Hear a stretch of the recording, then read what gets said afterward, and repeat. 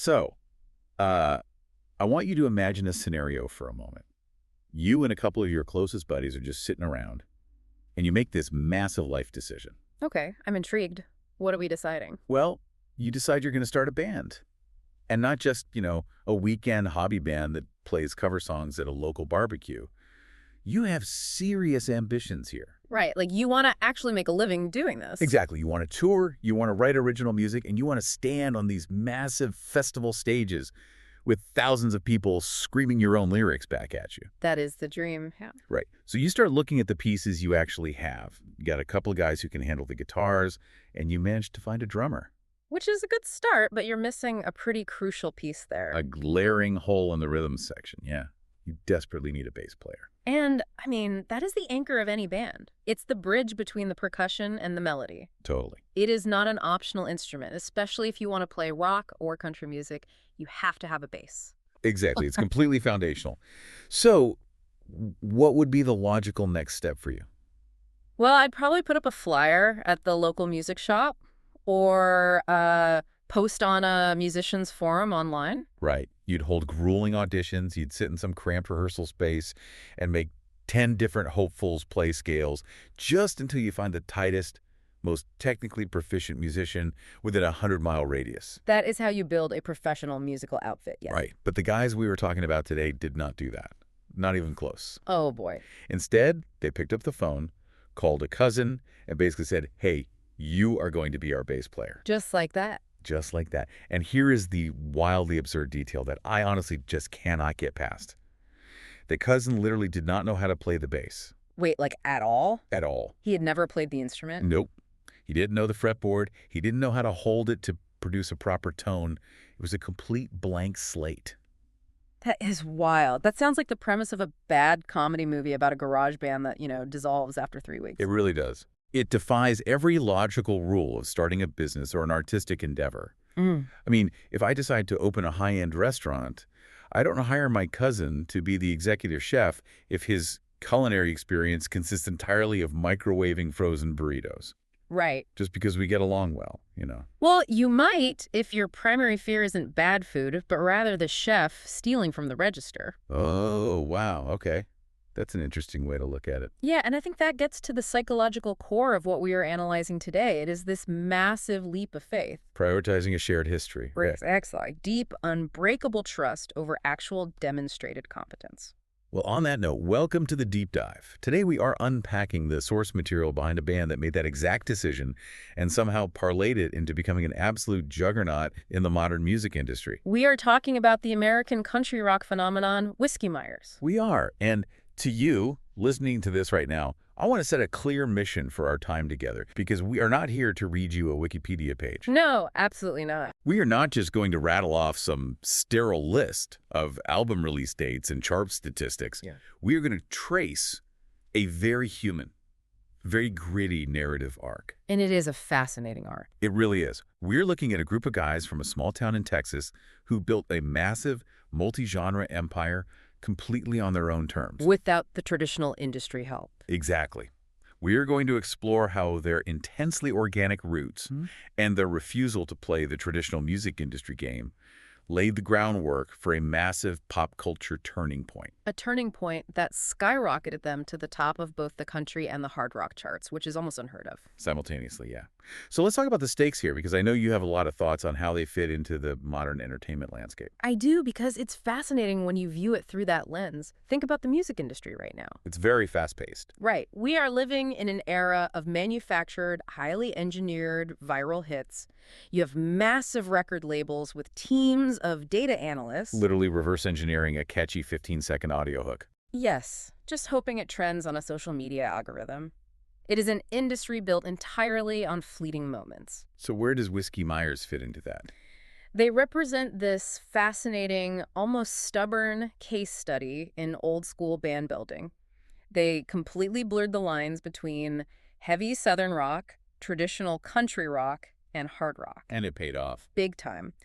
Their story is a masterclass in how a slow, grueling regional grind can actually be the perfect preparation. Because it positions them so solidly. Well, exactly. So that when an unexpected spark finally hits, They don't just get 15 minutes of fame, they achieve explosive, sustainable mainstream success. Well, let's start by looking at the soil they grew out of. Yeah. Our source material takes us to Palestine, Texas. Palestine. Yeah, and for those who aren't familiar with the geography, Palestine is in East Texas. It's not Austin. It's not Dallas. It's definitely not a major metropolitan hub of the entertainment industry. Not at all. It is a working-class, relatively isolated environment. And the foundation of this band, much like our bass player story, was fundamentally casual. It wasn't born out of some master plan to conquer the Billboard charts. Right. It started with two friends, Cody Cannon and John Jeffers, simply learning the guitar together. And I really want to focus on that phrase from the material, learning guitar together. That dynamic is crucial to understanding their eventual sound. How so? Well, they were not virtuosos who spent 10 years studying classical theory in a conservatory before deciding to collaborate. They were just figuring it out as they went. Exactly.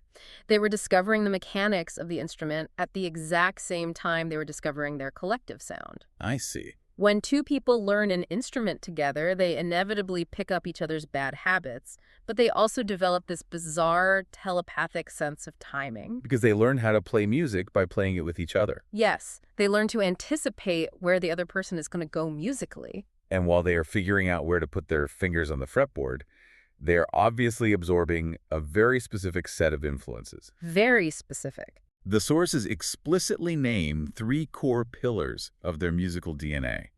We've got Lynyrd Skynyrd, Hank Williams Jr., and Waylon Jennings. Right. Now, on the surface, those are all famous Southern musicians.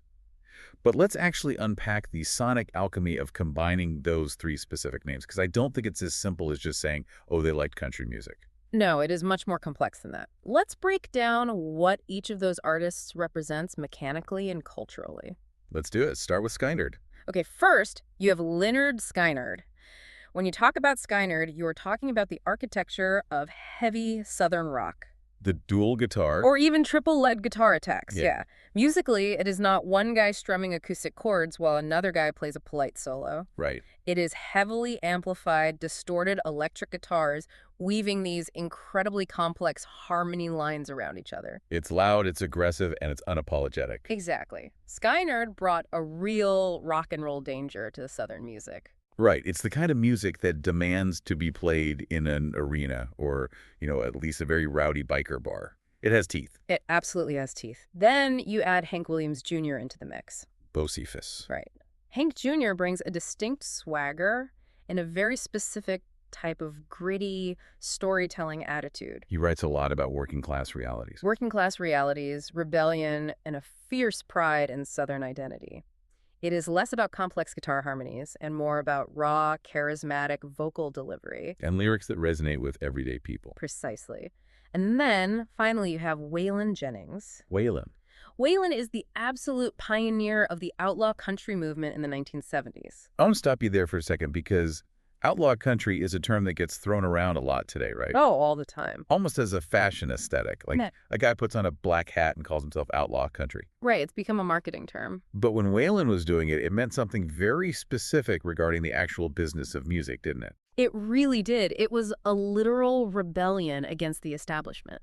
In the 1970s, country music was completely dominated by the Nashville sound. And what was that exactly? It was this highly polished, heavily produced style of music coming out of the corporate studios in Nashville, Tennessee.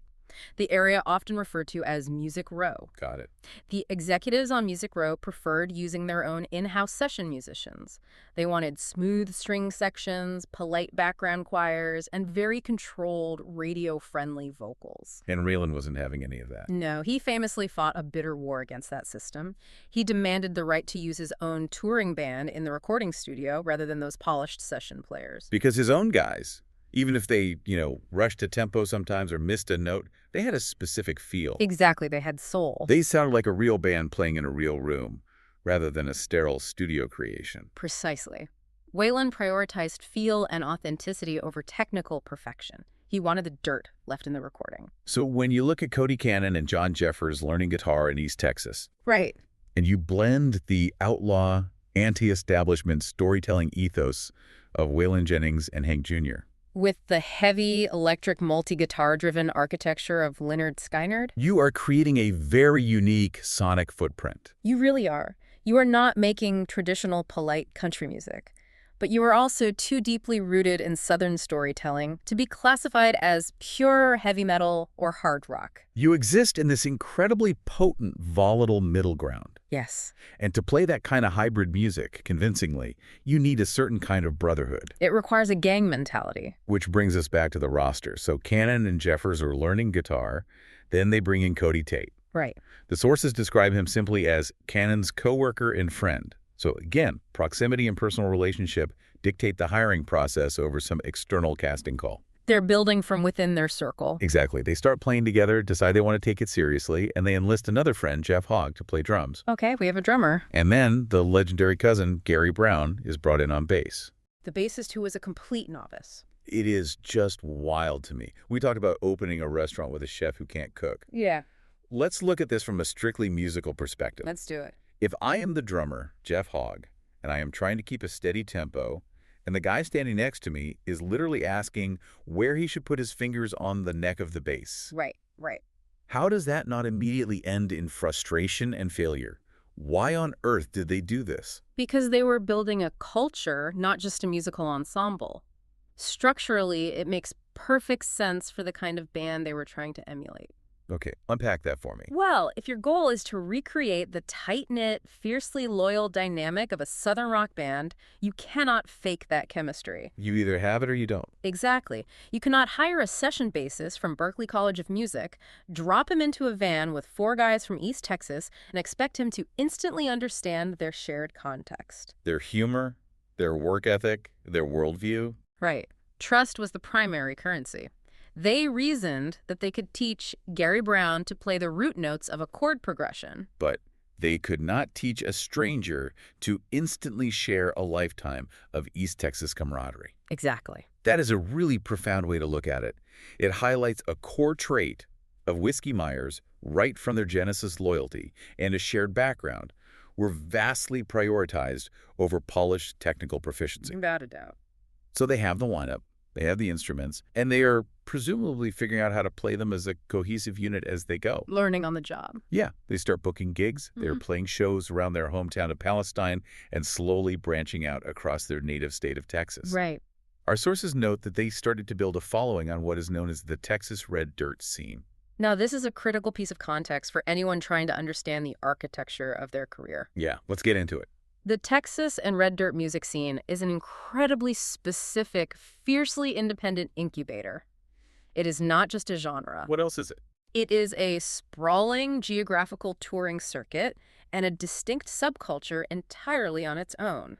Break that down for me, because I hear red dirt, and I just think of, dusty boots and country roads. What does it actually mean for a band to cut their teeth in this specific scene? Historically, the term reddirt originated around Stillwater, Oklahoma. Oh, okay. Named quite literally after the color of the soil in that region. But it quickly merged with the broader Texas independent country scene. So they sort of became one big circuit. Right. And what it means functionally is that bands in the circuit operate almost entirely outside the traditional Nashville machine. Let me make sure I understand this. Yeah. Because the traditional route for a country artist is to move to Nashville, right? Right. You try to get a publishing deal. You try to get noticed by an A&R representative from a major label on Music Row. And then you hope that label uses its massive financial leverage to get your song played on mainstream country radio stations across the country. That is the standard playbook. But the red dirt scene Bypasses all of that entirely. It is a system controlled by a very small number of gatekeepers in Nashville.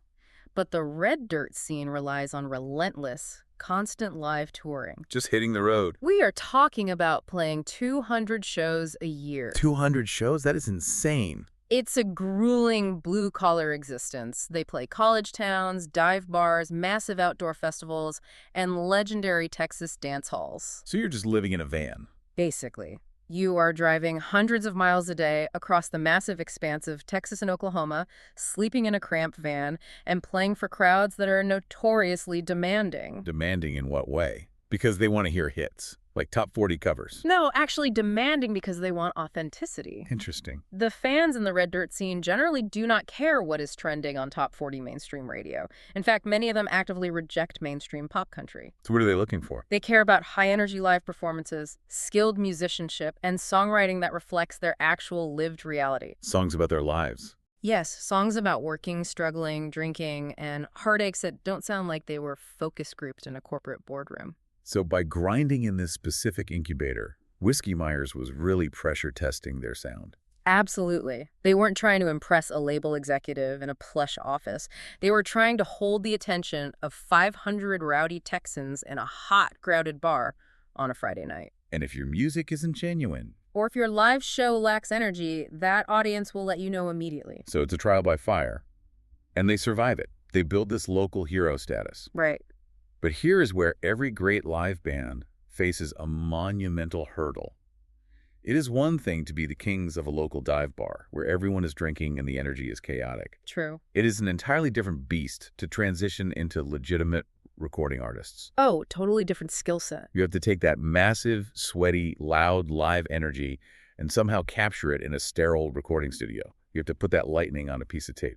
And that transition is a graveyard for many talented local bands. Because it just doesn't sound the same. Exactly. The energy simply doesn't always translate when you separate the musicians into isolation booths and make them play to a click track.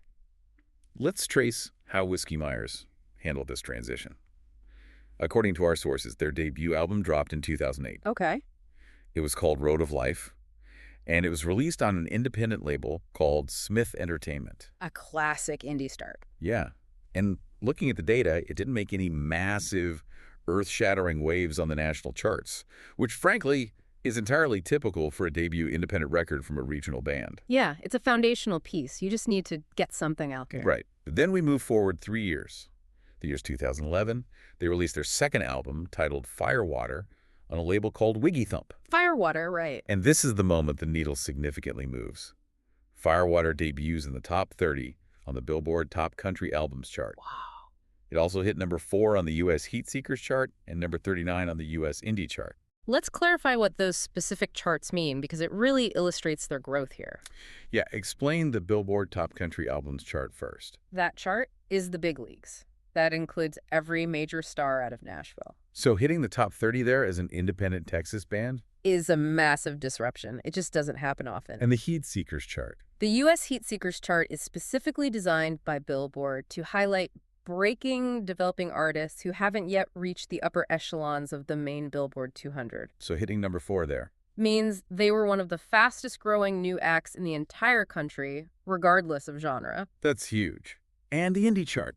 Indie chart simply confirms they were moving major volume without corporate distribution. But help me understand the actual mechanics of this. How does an unsigned independent band from East Texas, who is actively ignoring the capital of country music, suddenly chart in the top 30 against artists who have millions of dollars in promotional backing? Well, it comes down to the songs and the fans.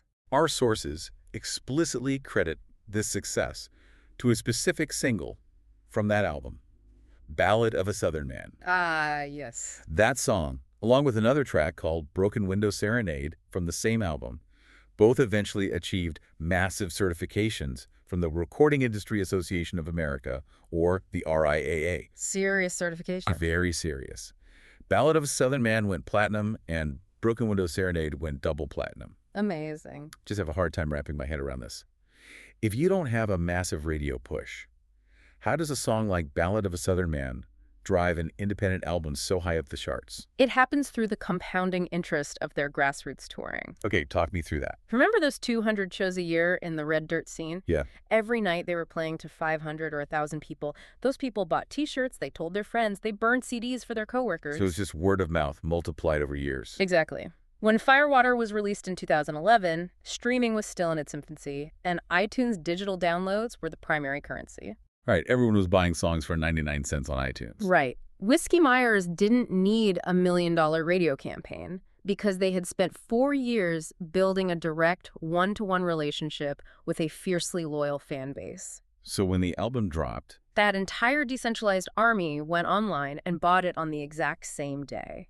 So it's essentially a mobilized grassroots campaign. Mm. The fans literally did the work of a major label's marketing department. They did. And the song itself, Ballad of a Southern Man, was the perfect catalyst for that. Why that song in particular? It wasn't just a catchy hook, it was an anthem. It perfectly encapsulated the ethos of their demographic. It was a cultural rallying cry for people who felt completely ignored by the polished pop country dominating the airwaves. I see where you're going with that.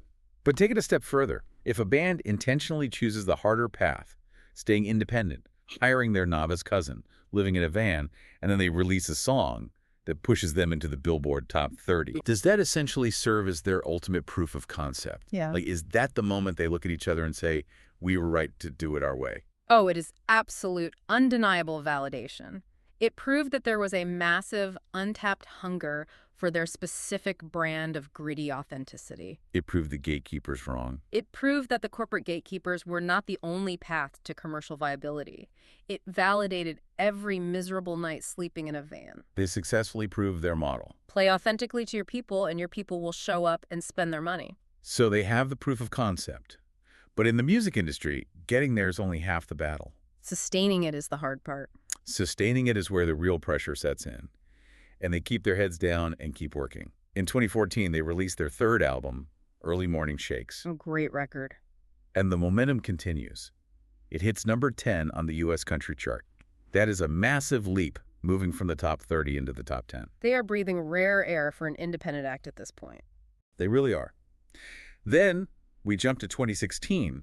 They released their fourth studio album titled Mud. Mud. Now this is interesting. Mud presents a fascinating set of data points in our source material.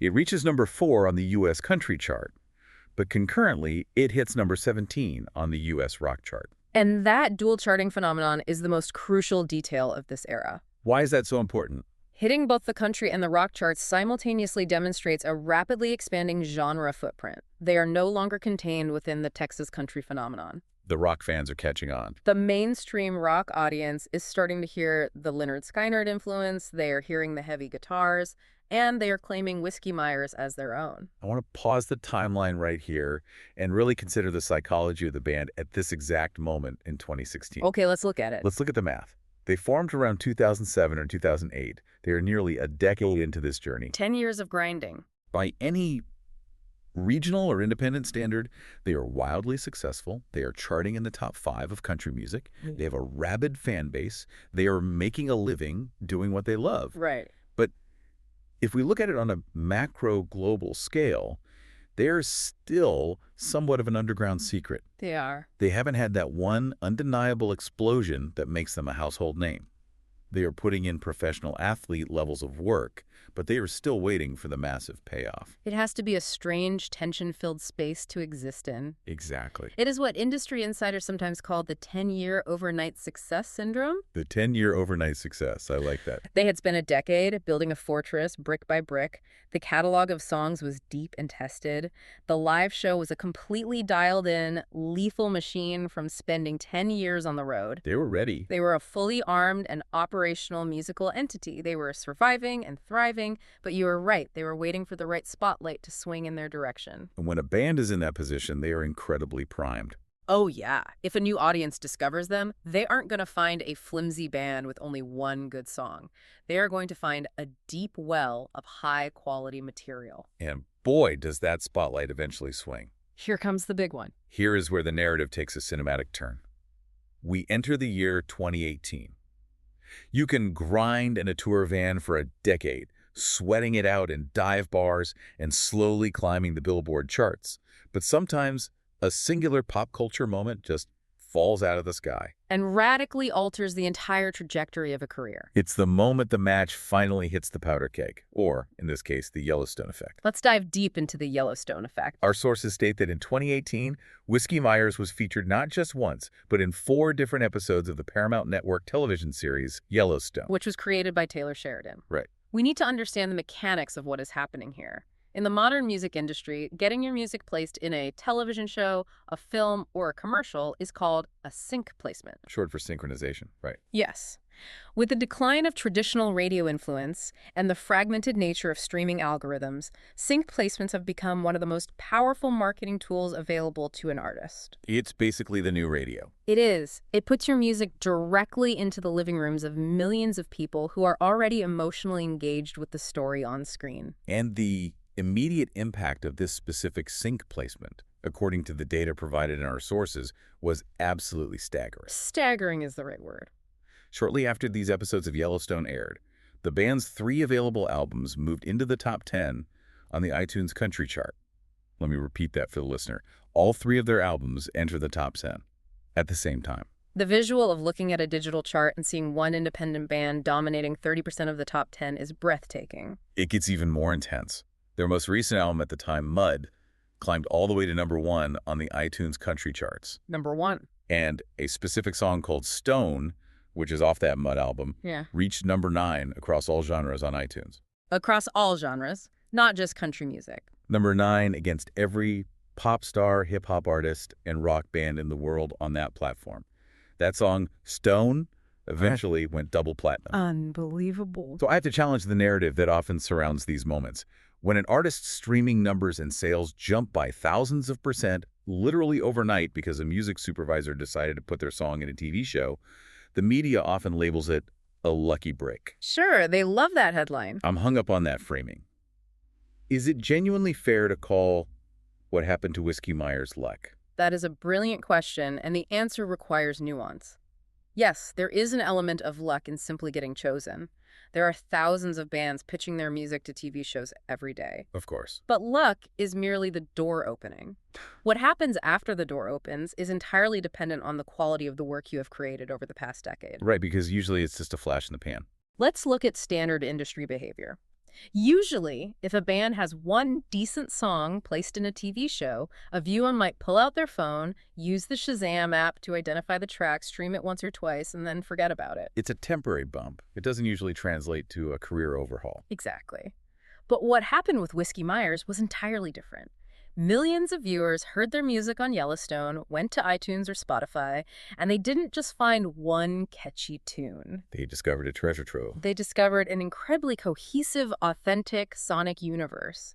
They didn't just buy the song they heard on TV, they bought the entire back catalog. Which is why all 3 albums charted. You do not get 3 different albums in the top 10 simultaneously off a lucky break. You get that because your music is undeniably fantastic and you were perfectly primed to capture the attention you received. I want to dig into the why of this specific pairing. Why Yellowstone?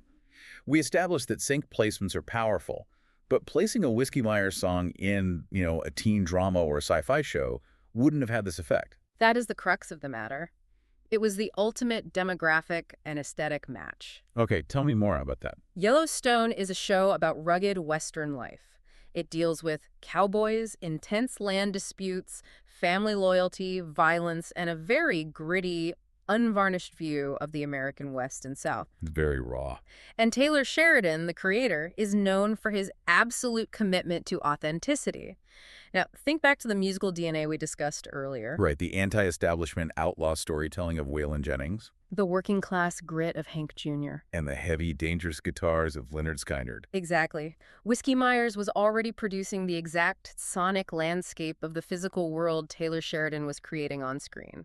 It's like they had been writing this soundtrack for a show that didn't exist yet. That is a perfect way to phrase it. The people watching Yellowstone were the exact demographic that would love Whiskey Myers. They just hadn't been introduced to them because traditional country radio refused to play them. So the television show served as this hyper-targeted global megaphone, bypassing the radio gatekeepers entirely and delivering the music directly to its intended audience. It is an incredible symbiotic relationship. The television show requires deep authenticity to make its fictional world believable to the viewer, and the band provides that undeniable, gritty realism. And the result is the realization of that 10-year overnight success. They suddenly have the attention of the entire world. Which brings us to the next phase of their journey. How does a band that has operated independently for a decade capitalize on a sudden, massive influx of mainstream exposure? You don't retreat. No. You release the definitive album of your career. This is the moment they cement their identity. They have the microphone, and they need to make a statement. On September 27, 2019, they released their 5th studio album. Mm. And they make a very specific choice. They simply title it Whiskey Myers. A self-titled record. Releasing a self-titled album, especially 5 records into a career, is usually a very intentional artistic statement. It is a way of saying, this is exactly who we are, no compromises. And the chart data following this release is phenomenal. It debuted at #1 on the Billboard Country chart. It debuted at #2 on the Billboard Active Rock chart. Wow. And it hit #6 on the Billboard 200, which encompasses all music genres in the United States. I want to spend a minute unpacking what it actually means to hit #1 in country and #2 in active rock simultaneously, because it is an extraordinary feat. It seems like those are 2 completely different worlds. They are. We need to understand how compartmentalized the modern music industry is. Nashville country and active rock are 2 entirely different, isolated ecosystems. Break down active rock for me, because that sounds like a very specific industry term. It is. Active rock is a radio format that focuses on heavy, current rock music. It is aggressive. Like hard rock. Yeah, the bands charting on active rock are playing massive rock festivals like Welcome to Rockville, or louder-than-life bands with distorted guitars and heavy rhythm sections. Well, it's a completely different audience. Different audience, different program directors, and different gatekeepers than the country music world. Usually, if an artist tries to cross over, they alienate one side. Right. Country fans think it's too noisy, and rock fans think it's too twangy. Exactly. By conquering both charts simultaneously, Whiskey Myers proved that they had completely transcended standard genre classifications. They became a country band to the rock fans and a rock band to the country fans. Which is incredibly rare. They achieved this not by watering down their sound to fit into a neat little box, but because their sound was organically big enough to overlap both boxes. It was the ultimate validation of that original hybrid vision they developed back in East Texas, learning guitar. It's full circle. And as their popularity and the size of their venues grew, we also see a notable evolution in the lineup and the complexity of their sound. Our timeline notes some key shifts around this era. The lineup changes are very telling. Yeah. Gary Brown, the cousin who learned bass on the job, the ultimate symbol of their scrappy beginnings, departed the band in 2017. End of an era. In his place, a musician named Jamie Gleaves joined on bass. But perhaps even more interestingly for their sonic development, they added a member named Tony Kent on keyboards and percussion in 2016. The addition of a dedicated keyboardist and percussionist represents a massive structural shift in how a band operates. Help me understand the actual mechanics of that. I get that keyboards add melody, but what does an extra percussionist do? They already have a drummer. Why add more drums? It is about texture and scale. Okay. When you are playing a dive bar, 2 guitars, bass, and a drum kit is plenty of volume to fill the room. But when you start playing massive outdoor amphitheaters or arenas, you need a sound that can literally push air all the way to the back row. Okay. A dedicated percussionist, someone playing congas, shakers, tambourines, or auxiliary drums, adds complex polyrhythms beneath the main drum beat. It makes the music swing harder. It gives it a swampy, rolling groove that a single drum kit struggles to achieve alone.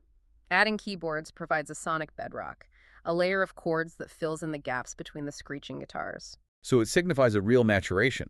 They are evolving from that raw, bare-bones, aggressive guitar band into a much more complex, layered, and orchestrated musical act. They were literally building a bigger engine to power a much larger vehicle. It demonstrates a lack of complacency, I think. They weren't content to just rest on the laurels of their early gritty sound. No. As their audience grew exponentially, their artistic ambition grew right alongside it. They matured without losing their edge.